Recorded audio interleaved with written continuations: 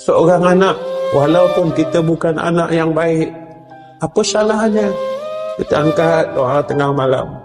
Kerana Nabi kata di antara doa yang tidak ditolak oleh Allah, satu, doa mak, doa ayah pada anak-anak. Yang kedua, doa anak pada mak dan ayah dia. Apa salahnya seorang anak dia tak mampu nak balas jasa mak dan ayah dia dengan duit?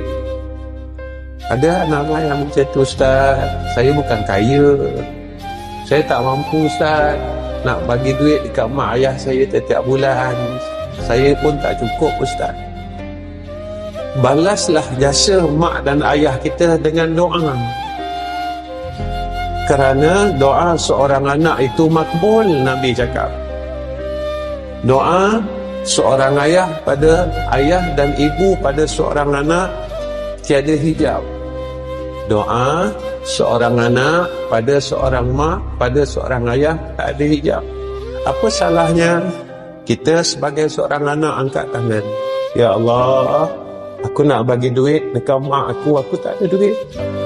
Aku nak bagi duit pada ayah aku pun tak cukup. Ya Allah, tolong berkatkan rezeki mak aku, tolong berkatkan rezeki ayah aku.